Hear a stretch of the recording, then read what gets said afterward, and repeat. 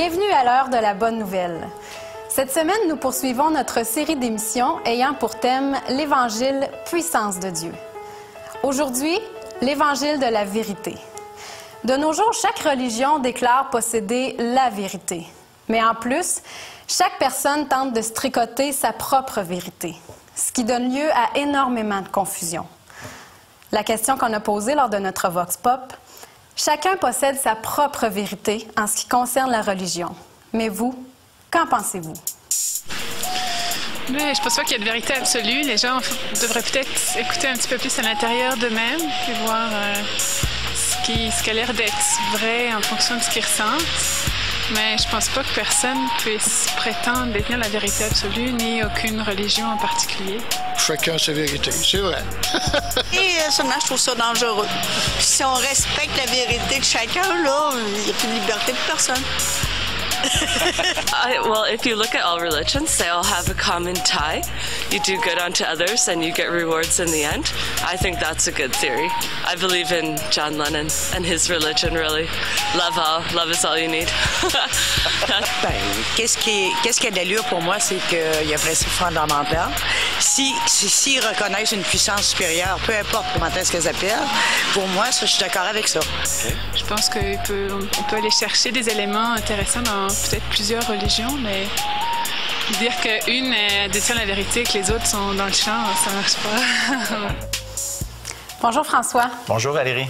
Le Vox Pop confirme bien la réalité de notre société qui dit qu'en fait, on ne veut pas vraiment croire à une vérité, mais on préfère aller piger ici et là dans les philosophies que la société nous propose pour se faire sa propre idée. Oui, on cherche en fait ce qui fait notre affaire. Ça, c'est la base. Ouais. Et puis, il y a 30-40 ans, on ne voyait pas ça de cette façon-là. Aujourd'hui, c'est généralisé que chacun fait à sa propre manière de penser. Et comme tu dis, ils gardent leurs éléments par rapport à la religion autour.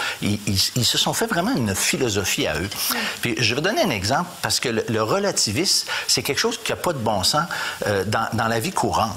Par exemple, tu arrives dans une gare d'autobus et puis là, tu veux aller, par exemple, je sais pas, à Chicoutimi et puis tu es à Québec et puis il y a plein de gares, il y a plein d'autobus puis tu sais pas laquelle prendre. Et puis il y a quelqu'un qui dit, écoute, de toute façon, c'est relatif ton choix. Fais ce que tu penses, sois sincère et puis tu vas te rendre éventuellement à destination.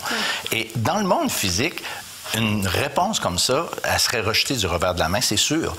Mais quand on transpose ça dans le monde spirituel, on accepte ça.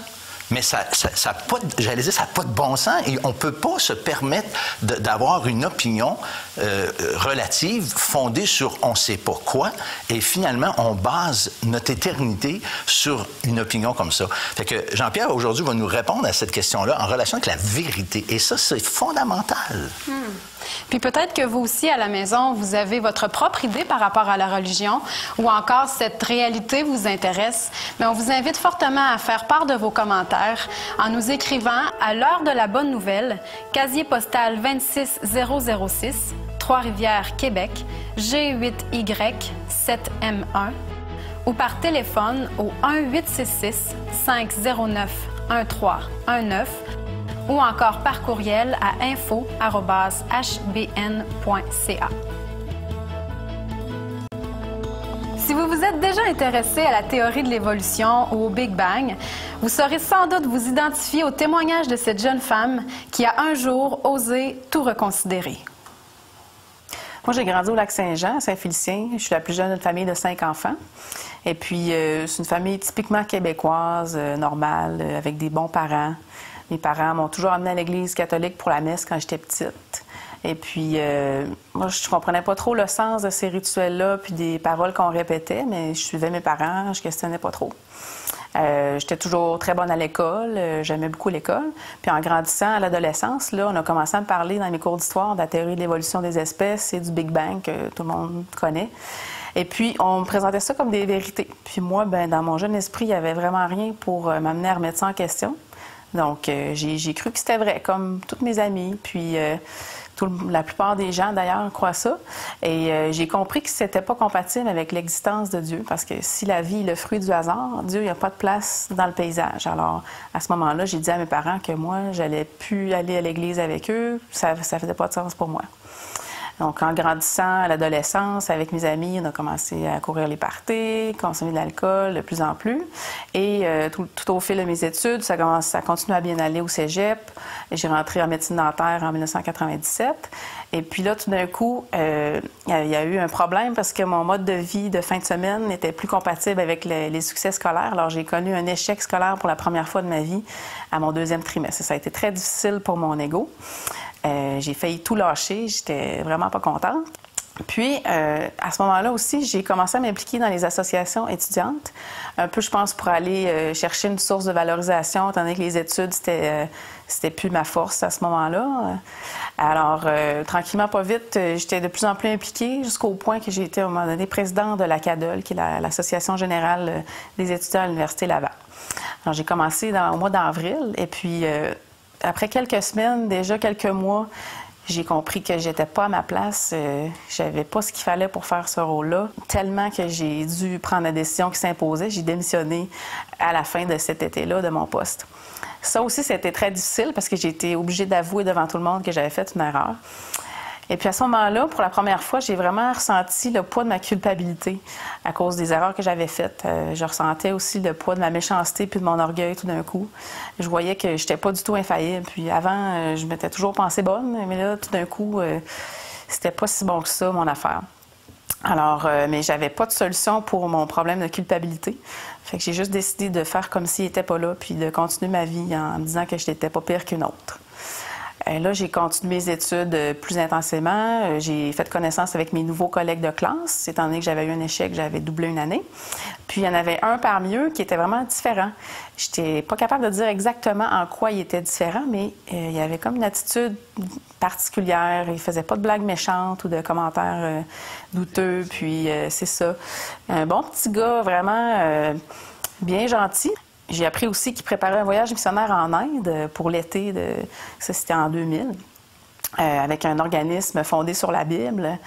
Donc là, je me suis dit, un jeune comme moi, intelligent, qui croit à la Bible, c'est bizarre. Et j'ai commencé à le questionner, voir un peu pourquoi il croyait ça. Puis je me suis aperçue que moi-même, je ne savais pas de quoi je parlais, je ne connaissais pas la Bible. Alors, j'étais curieuse un peu de savoir c'était quoi le fond de ses croyances. C'était pas la fin de l'histoire. Un peu plus tard, il m'invite à un déjeuner de l'espoir. Donc, étant donné que j'avais vécu des échecs avant, pour la première fois, j'étais prête à me remettre en question. Et puis, c'est ça, j'ai décidé d'aller voir qu'est-ce qu'il y avait là. Et puis, au déjeuner de l'espoir, il y avait un couple qui racontait comment une personne les avait encouragés à lire la Bible, puis qu'est-ce qu'ils avaient découvert dans leur lecture, c'est-à-dire que tous les êtres humains sont pécheurs par nature, qu'on est séparés de Dieu, on n'est pas digne d'être en relation avec Dieu parce que lui, il est parfait, il est saint. Mais que Dieu, dans son amour, ne nous a pas laissés dans cette situation-là. Il désire avoir une réconciliation avec nous. Et puis, pour ça, il a donné son Fils Jésus, qui est mort à la croix pour prendre le poids de nos péchés. Donc, c'est la première fois que j'entendais ça comme ça. Puis, je trouvais ça très beau. J'avais le goût de croire tout de suite. Mais en même temps, j'étais sur mes gardes parce que je voulais pas me faire embarquer dans quelque chose. Et puis, j'étais pas sûre que c'était vraiment vrai. Mais j'ai décidé de commencer à lire la Bible par moi-même pour aller voir qu'est-ce qu'il y avait là-dedans. Puis, tout au long de ma lecture, j'ai découvert la personne de Jésus, comment il était vraiment, comment il aimait les gens, puis comment il avait de la compassion pour les gens. J'ai découvert aussi qu'est-ce que ça disait sur moi, mon cœur, comment j'étais pécheresse, puis je le reconnaissais que c'était vrai, là, j'étais pas correcte dans bien des affaires. Alors, tranquillement, pas vite, ça me touchait de plus en plus. Puis un soir, je suis allée à une représentation, c'était une pièce de théâtre qui illustrait l'Évangile. Et puis là, tout d'un coup, les morceaux se sont mis en place. J'ai comme compris la signification de la croix, pourquoi Jésus est mort à la croix. Comment le lien entre sa mort puis le fait qu'il peut enlever nos péchés, qu'on peut être pardonné, que Dieu peut nous accepter puis retrouver cette relation avec lui. J'ai vraiment été touchée, puis à mon retour chez nous, j'ai dit oui, je veux croire ça, moi. Je suis convaincue que c'est vrai. Seigneur, s'il te plaît, pardonne mes péchés. Je ne mérite pas ta faveur, mais je sais que Jésus a tout fait pour que je puisse être pardonnée. Puis s'il te plaît, prends ma vie. Il n'y a rien d'autre que je pouvais faire. Puis j'avais un peu peur parce que je réalisais que ma vie allait changer complètement. C'était comme me lancer dans le vide. Je savais pas qu'est-ce qui allait m'arriver. Mais en même temps, j'avais une paix incroyable que j'avais jamais connue parce que je savais que j'étais pardonnée. Tout le poids de ma culpabilité que j'avais ressenti, il était plus là. Puis je savais que Dieu m'aimait, donc j'avais pas besoin de plus que ça. Alors, depuis ce temps-là, j'ai vraiment l'assurance d'aller au ciel quand je vais mourir, puis ça ne dépend pas de mes bons coups, ça dépend de ce que Dieu a fait pour moi uniquement. Dans la prochaine portion de l'émission, Jean-Pierre nous présente l'importance de se questionner sur la vérité, de s'y arrêter, car elle peut faire toute la différence dans nos vies. Est-ce que c'est important, la vérité? Pensez un instant à toutes ces personnes qui, au cours des dernières années, ont fait les manchettes à la télévision parce qu'elles ont perdu toutes leurs économies, parce qu'elles avaient mis leur confiance en des gens qui leur avaient promis des rendements faramineux de leur argent. Et finalement, ils se sont fait avoir. C'était des escrocs, des gens menteurs qui les ont trompés simplement pour avoir leur argent. Et je me rappelle que c'est des images vraiment touchantes qu'on avait vues à la télévision, particulièrement cette dame qui était avec sa fille et qui disait que toutes les économies de sa vie, tout ce qu'elle avait économisé pour s'assurer une retraite plaisante, qu'elle voulait voyager, elle voulait profiter de la vie à sa retraite, mais maintenant, elle n'avait plus un sou. Elle avait tout perdu, ses économies, parce qu'elle avait fait confiance à un menteur. Est-ce que c'est important, la vérité? Je pense que ces événements qui se sont passés nous rappellent que c'est très important, la vérité. Mais vous savez, perdre ses économies aux mains d'un escroc menteur, c'est dramatique, c'est tragique, mais il y a quelque chose de pire.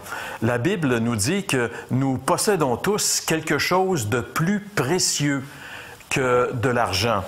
Dans l'Évangile de Marc, chapitre 8, entre autres, Jésus un jour a dit cette parole. « Que sert-il à un homme de gagner tout le monde s'il perd son âme? Que donnerait un homme en échange de son âme? » Ce que Jésus est en train de nous dire ici, c'est que la valeur de notre âme, c'est incroyablement beaucoup plus grand que tout ce qu'on pourrait posséder, même si pour une raison ou pour une autre, il était possible pour nous d'acquérir tous les biens matériels qui existent dans le monde, eh bien tout cela serait encore une valeur inférieure à la valeur de notre âme. Et un jour, on va mourir. Notre âme, elle est importante parce que c'est cette partie de nous qui va exister éternellement. Un jour, on va tous mourir, la mort arrive à tout le monde. Et il y a beaucoup de gens aujourd'hui qui essayent de se persuader que quand la mort arrive, c'est fini, c'est la fin des émissions, 6 pieds sous terre, c'est bon, plus d'images, plus de son. On prend toutes sortes d'illustrations pour essayer de se convaincre que c'est la fin, alors qu'on sait très bien quelque part que ça finit pas là. Et la Bible vient le confirmer. La Bible dit que nous avons une âme qui va exister éternellement.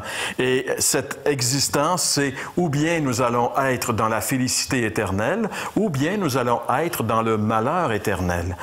À qui confier la destinée éternelle de notre âme? À qui est-ce qu'on pourrait bien faire confiance dans ce domaine? Si le monde financier est rempli d'escrocs et de filous, un des personnages du Québec qui a pris les intérêts des petits épargnants, celui qu'on appelle le Robin des banques, Yves Michaud, déclarait l'hiver dernier sur les ondes d'une station de radio de Montréal que selon lui, un grand pourcentage des personnes qui sont dans le milieu financier étaient des escrocs. Peut-être qu'ils ne l'étaient pas au départ, mais il disait qu'avec le temps, ils le deviennent presque tous. Donc, si le monde financier est rempli d'escrocs, le monde spirituel est aussi rempli d'escrocs. Il y a énormément de personnes qui font entendre leur voix, qui viennent jusqu'à nous pour nous faire miroiter des choses, pour nous dire qu'elles ont la vérité, qu'elles ont le secret de ci, le secret de ça. Et finalement, je veux dire, on est sollicité de tous bords, de tous côtés. Comme les gens sont sollicités du côté financier, on est sollicité du côté spirituel. Mais où est-ce qu'on peut vraiment trouver la vérité? À qui est-ce qu'on peut confier notre âme? Eh bien, j'aimerais vous dire qu'un jour, Jésus a dit, « Je suis le chemin, la vérité et la vie. Nul ne vient au Père que par moi. » Jésus a dit, « Je suis le chemin, la vérité et la vie. » En réalité, Jésus nous a dit ici qu'il était le chemin. Il n'a pas dit, « Je suis un des nombreux chemins qui mènent à Dieu. » Il a dit, « Je suis le chemin. » Parce que la Bible dit que Jésus est le seul à qui nous pouvons confier ce que nous avons de plus précieux, c'est-à-dire notre âme, avec assurance. Notre âme, elle répond de nous auprès de Dieu pour l'éternité. Et nous sommes tous des pécheurs. La Bible dit tous ont péché et sont privés de la présence glorieuse de Dieu. Et pour aller à Dieu, si Jésus peut dire « Nul ne vient au Père que par moi », c'est parce qu'il a accompli une œuvre incroyable. Il a enlevé l'obstacle qui nous empêchait d'aller à Dieu. Cet obstacle, ce sont nos péchés qui méritent un jugement. Dieu est juste et il doit juger nos péchés.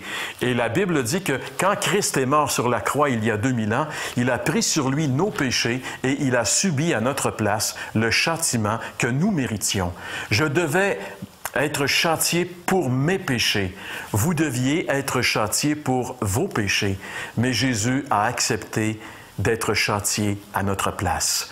Le prophète Ésaïe dit « Le châtiment qui nous donne la paix est tombé sur lui. » Contemplez cette croix où le Fils de Dieu est mort pour vous il y a 2000 ans, prenant sur lui vos péchés et faisant une expiation totale.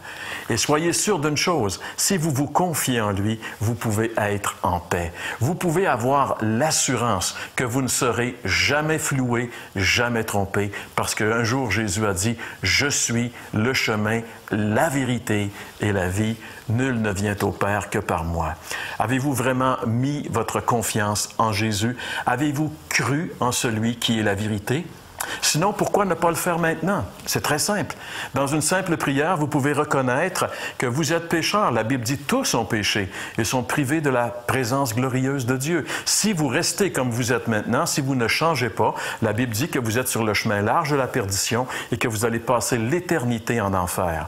Mais si vous croyez ce que la Bible dit, si vous reconnaissez que vous êtes pécheur, que vous êtes sur la voie de l'enfer et que vous ne pouvez pas vous en sortir seul et que vous tournez les yeux vers la croix où Christ est mort à votre place et que vous croyez en lui enfin, que vous déposez votre confiance entièrement et totalement en lui, la Bible dit que tous vos péchés vont être pardonnés, que vous allez avoir la vie éternelle et que vous allez passer la vie, l'éternité avec le Seigneur Jésus-Christ dans la félicité éternelle.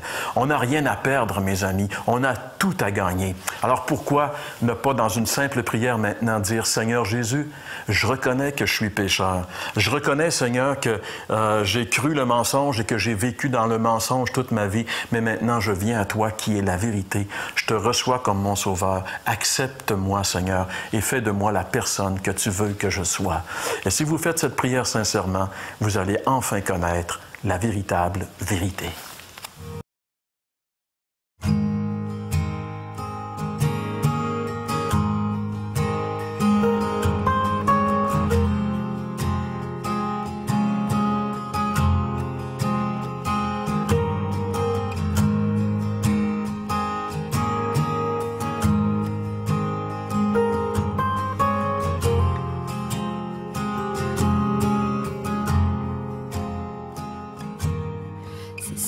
Celui qu'on porte le blâme, paré de nos injures, seul responsable de nos drames, accusé d'imposture.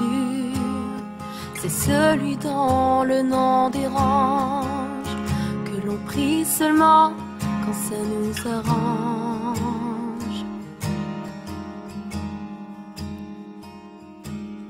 C'est celui renié par peur de l'autre, l'heureux destiné à prendre ma faute. C'est celui dont le nom dérange, que je prie quand ça m'arrange.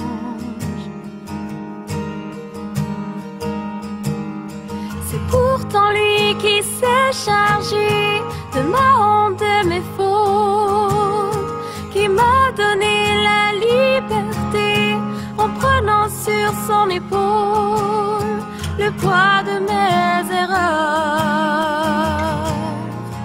Il est porté sur ce bois.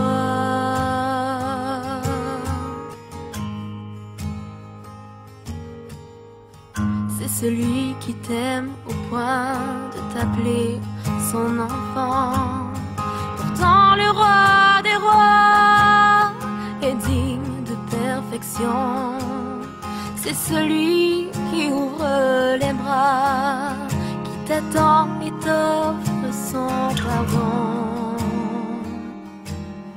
C'est celui qui dit viens, tu es fatigué, je te prendrai sous mon aile et te rendra léger.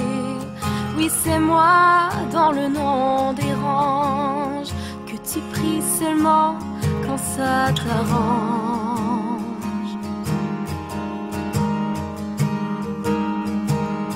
C'est pourtant moi qui sais charger de ta honte, de tes fautes, qui t'a donné la liberté en prenant sur mon épaule le poids de tes erreurs. Il est porté sur ce bois.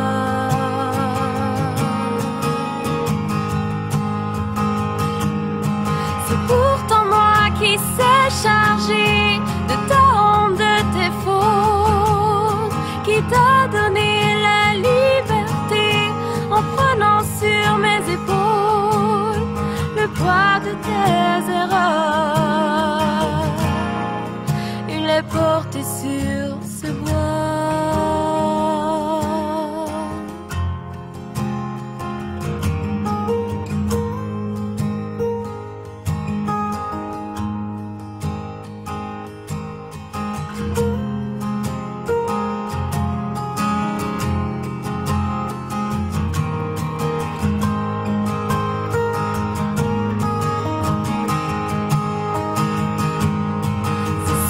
Qui viendra dans toute sa gloire, portant avec lui la clé de la victoire, que l'on reconnaîtra enfin comme le seul roi.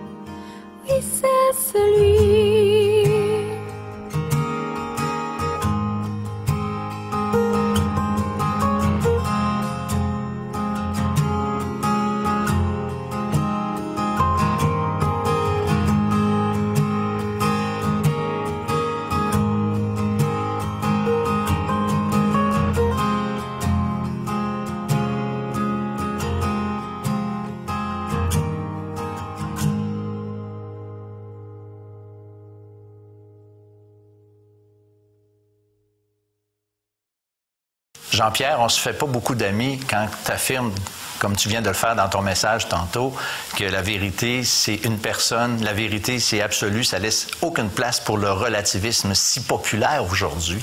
On se fait peut-être pas beaucoup d'amis, François, mais en réalité, si on pousse au maximum cette idée de la relativité concernant la vérité, que toute vérité est relative finalement, on arrive à des absurdités incroyables. Prenons par exemple, quand j'étais petit, on m'a enseigné à l'école que 1 000, c'était à l'époque notre unité de distance, le 1000, alors on disait 1 000, c'est 5280 pieds, c'est la distance. Alors qu'on soit au Québec, au Canada, aux États-Unis, 1 000, c'est 1 000. Pourquoi? Parce qu'il y a 1 000 qui est 5280 pieds. C'était comme une vérité absolue. C'est une vérité absolue. Voilà. Imagine-toi qu'aujourd'hui, parce qu'on est dans le relativisme, on va dire, ben moi je pense que non, 1 000, c'est... Moi j'ai plus l'impression d'avoir fait 1 000 après 5600 pieds, par exemple. Puis l'autre, c'est 5200, dépendant de notre âge. Ça, on va arriver à quoi avec ça? Tu sais, je veux dire, ça va être une absurdité incroyable. Ça prend une vérité absolue. Tu sais, en France, par exemple, il y a le maître étalon à Paris, quelque part. Quand les Français ont décidé que leur unité de mesure était le mètre, il y a un mètre étalon qui a été établi, qui était la norme. Si tu veux savoir c'est quoi un mètre exactement, tu vas là, puis garde le mètre étalon, et là, c'est ça, un mètre. Et heureusement, parce que, encore la même chose, n'importe qui aurait pu dire, non, moi, je pense qu'un mètre, c'est telle distance, etc. Donc, ça prend, si on enlève l'idée de la vérité absolue, on tombe dans l'absurde. C'est la seule... C'est ça. Puis en ce qui nous concerne, la vérité absolue, on croit que c'est la Bible, la parole de Dieu, parce qu'elle ne laisse aucune espèce de place pour la vérité relative. La Bible affirme plein de choses. D'ailleurs, une des raisons pourquoi il y a beaucoup de gens qui n'aiment pas la Bible, c'est parce qu'elle parle d'une façon absolue de beaucoup de choses. Et ça, c'est sûr que c'est pas très populaire aujourd'hui. C'est ça. Mais par contre, chaque personne qui a consulté la Bible, sérieusement, honnêtement, a réalisé que oui, c'était la vérité absolue, puis heureusement que Dieu nous a donné sa parole. Si vous ne l'avez jamais consulté, faites-le et vous allez voir que oui, la Bible, c'est la vérité absolue et c'est la parole de Dieu. Le vidéo de notre chronique web cette semaine illustre de façon fort simple l'importance de la vérité exposée dans cette émission. La Bible dit que Dieu et le ciel sont saints. Et saint veut tout simplement dire parfait. Il est capital de comprendre que Dieu ne peut rien laisser d'imparfait entrer au ciel. Sinon, ce ne serait plus le ciel. La Bible dit aussi que nous avons tous un corps et une âme. À notre mort, notre corps est enterré ou incinéré.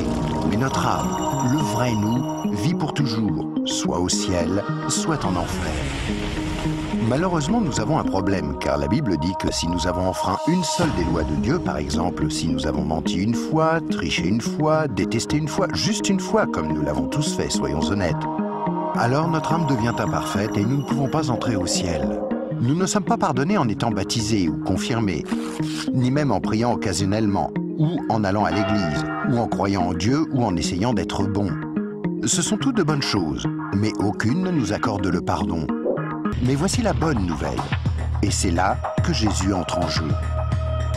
Ce qui distingue Jésus du reste du monde, c'est qu'il est parfait. Contrairement à nous, il n'a enfreint aucune des lois de Dieu. C'est pourquoi il a un casier judiciaire vierge, une âme parfaite.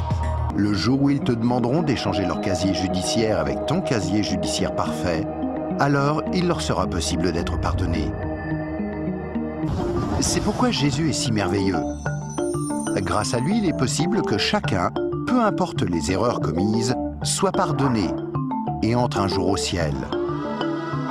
Imagine que tu ne te sois jamais tourné vers Jésus. Pense à ce qui pourrait arriver.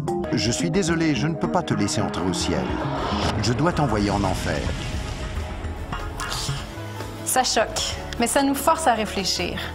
Vous pourrez d'ailleurs trouver l'intégralité du vidéo sur notre site Internet.